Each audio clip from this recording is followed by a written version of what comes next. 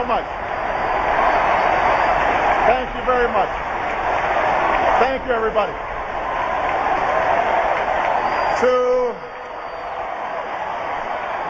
To Chairman Dean and my great friend, Dick Durbin, and to all my fellow citizens of this great nation, with profound gratitude and great humility, I accept your nomination for presidency of the United States.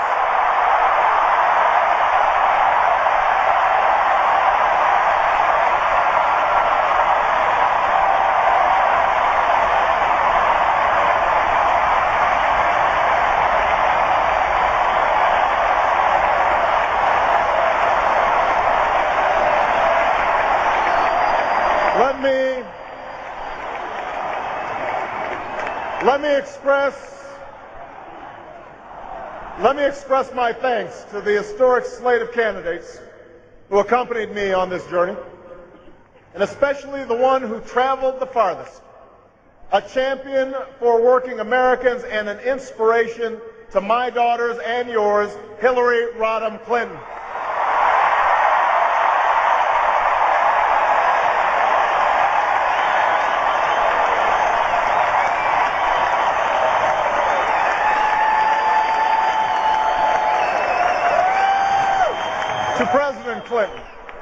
To President Bill Clinton, who made last night the case for change as only he can make it.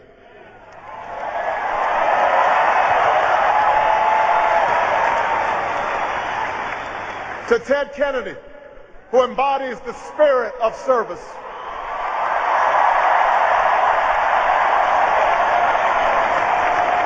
And to the next Vice President of the United States, Joe Biden, I thank you.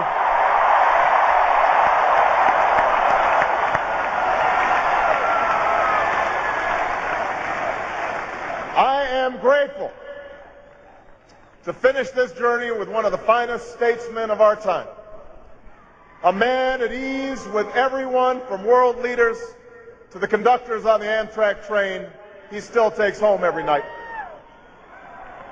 To the love of my life, our next First Lady, Michelle Obama.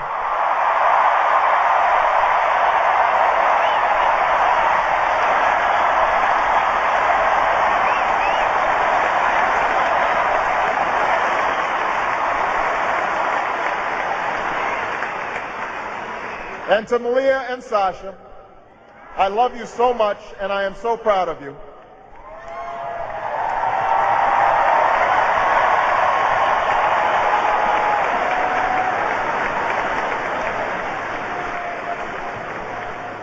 Years ago, I stood before you and told you my story of the brief union between a young man from Kenya and a young woman from Kansas who weren't well off or well known, but shared a belief that in America their son could achieve whatever he put his mind to. It is that promise that's always set this country apart, that through hard work and sacrifice, each of us can pursue our individual dreams, but still come together as one American family to ensure that the next generation can pursue their dreams as well. That's why I stand here tonight. Because for 232 years, at each moment when that promise was in jeopardy, ordinary men and women, students and soldiers, farmers and teachers, nurses and janitors, found the courage to keep it alive. We meet at one of those defining moments, a moment when our nation is at war, our economy is in turmoil, and the American promise has been threatened once more. Tonight, more Americans are out of work, and more are working harder for less. More of you have lost your homes, and even more are watching your home values plummet. More of you have cars you can't afford to drive, credit cards, bills you can't afford to pay, and tuition that's beyond your reach. These challenges are not all of government's making, but the failure to respond is a direct result of a broken politics in Washington and the failed policies of George W. Bush.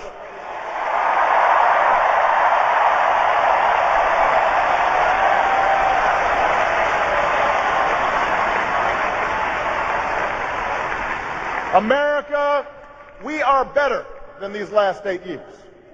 We are a better country than this.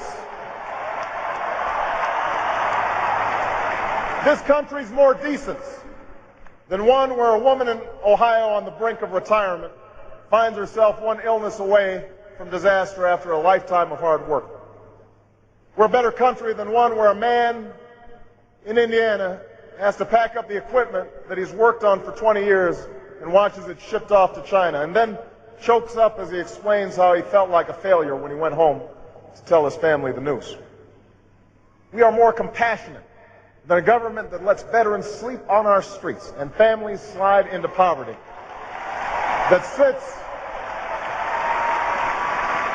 sits on its hands while a major American city drowns before our eyes.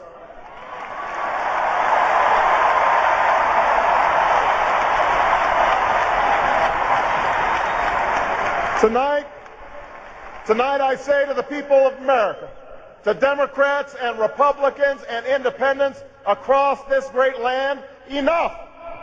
This moment,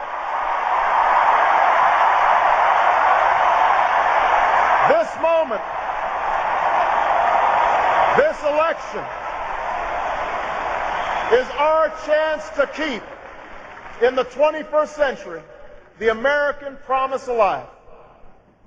Because next week in Minnesota, the same party that brought you 2 terms of George Bush and Dick Cheney will ask this country for a 3rd.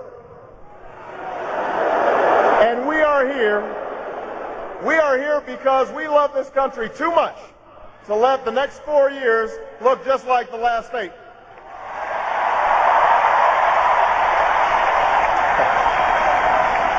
On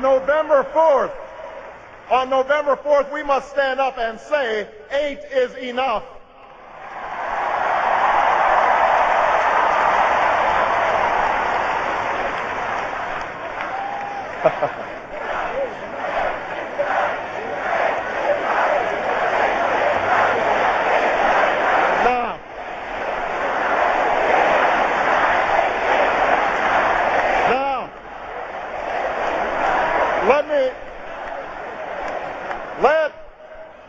Let there be no doubt.